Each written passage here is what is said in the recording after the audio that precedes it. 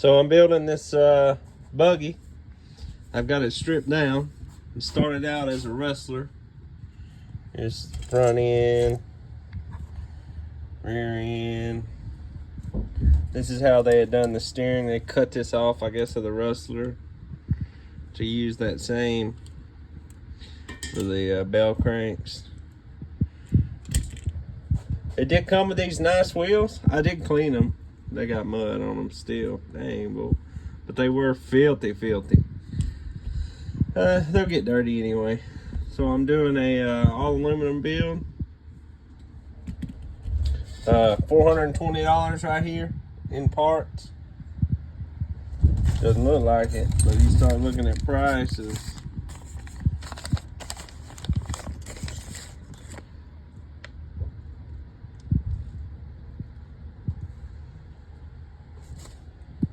I mean, there we go. Pretty much, yeah. It was 420 bucks altogether for everything I bought. So, be getting this dude together. Stay tuned. I'll put some screenshots. I bought this on Facebook from a guy. It was all together when I bought it, but I mean, it was filthy. It was filthy. Okay, so stay tuned. Well, so the plan is for the buggy, just an update video, get it all together. This is going to change eventually. I did stick a servo in it. Put the arms on, shocks on. So the plan is get it together, get some panels made, however I'm going to mount them. I may do seats. I have seen some videos of guys with seats and dash, steering wheel. I don't know if I'll do all that. But I am going to put some panels on. So this will be covered anyway. It'll probably be fine. Going to put a bottom on. Get it all together. Electronics mounted. Everything. Battery hold down. Everything done. Then probably going to take it apart and either paint it myself or send it to somebody that'll Cerakote it, like sandblast it, Cerakote it, change it up. But for now, that's it.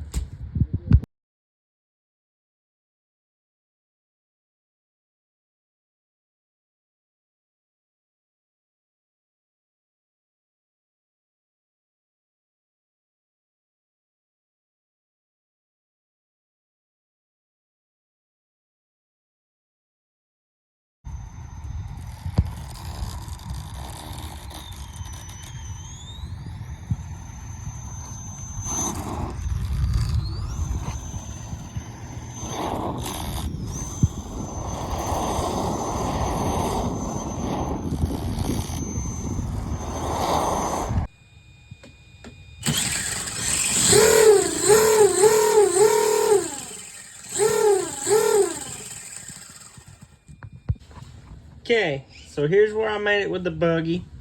I'm just gonna post this video and I'm gonna post an update or a part 2 when I'm finished all the way. So I did reuse this. It's gonna be covered. I did get a bottom on it. And also my battery,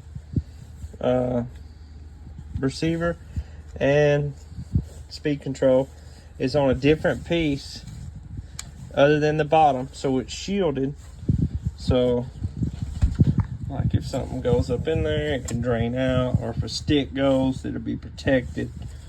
Not really going to be doing hardcore. This is temporary. These little zip ties are temporary, just till I get my top on and use some big washers and kind of flush mounted them. So it's, you know, it'll be fine. It'll be fine. Still got to figure out something to do with the back. Cleaned up a little bit. Run it last night a little bit in the dark. It's dark again. Got to still adjust on camber and toe and, you know, a little bit. But other than that, everything looks good. Everything looks good. So, yeah, These shocks are badass, and to be honest with you, it actually, I don't know if you guys have ever drove a real dune buggy or not, but yeah, it drives really well, about like a real buggy. I did notice that the right here in the shock mount that they had reused, it has a little flex in it in the plastic, so I might go across with a bar right here to kind of you can see there, maybe not so much, yeah, you can kind of, but yeah, I may just do a bar across on both sides to help reinforce that and kind of, you know, take some of the weight off of that, or I may figure another way out to do it. This is kind of a hacked up rustler. Got the servo in. I did have to reuse these arms until I get me some better, prettier ones, but you know, with the hood on, sides on, you're not really going to see any of that anyway, so I may just leave it as is. I am going to put some lights. I am going to snip these. These are for the this is what I've been running in all my toys, because they're $20 a piece and they're 7-channel and they have a telemetry system. It's the Radio Link RF7 or R7FGs. These are good for 20. I've got 1, 2, 3, 4, 5, 6 of them, I believe, so far on this radio. Here we go. On the Radio Link. For my racing, I use a Sanwa radio and receivers, but them are $100 a piece, and I've got like 6 of them. That's $600. And these, if they get wet, or I mean, they're waterproof supposedly, maybe water resistant. Either way, if I ruin one, what's $20 versus 100? I can buy 5 of these for 1 of my Sanwas. So, little waterproof box. Still not done. I got a piece to put on. I got to fix these, and I'm still going to get my lights on, hood on, side panels on. All that'll be fixed. But so far, even driving it last night, I am happy. This is not a Castle motor. It's just an Amazon, like a $30 motor, but I think it's like a 3600 kV or something. It's only like $30. And I like that it matches the transmission. You know, so what? I have another one. Might buy a Castle eventually, whatever. Not really worried about it as long as it runs. Might have to put and another thing, I like how it's supposed to be waterproof and all that, so that's good. Matches really well. I do have a blue cover coming. This spur gear, or yes, I think it's a spur pinion. Anyway, it's stripped. You can see that's how I got it. So I did order a steel one. This is the cheap plastic one. See, this guy, I don't know, the guy that done it, he kind of went expensive on some stuff and cheap on the other. You see, I put the arms on, blue arm. For the money, I cannot believe these don't come with metal ends. Whatever. Put these arms on, and he didn't tell me he had lost the cups. I don't know if you can tell. That's just some for testing. These are MIP axles. The boots are gone, so it has boots. Look, that one already coming off. But I did order something. I'm going to try to use as some boots, because you can't just find the boots. Tape. I just stuck that tape on there to test drive it. Get some boots for it. On the front end, you see it's all new bearings, all stainless hardware now. I did use all stainless. I bought the Traxxas stainless kit, stainless everywhere. So that's cool. I have a lot of extra because I only needed some, you know. Even on the bottom I used the stainless. So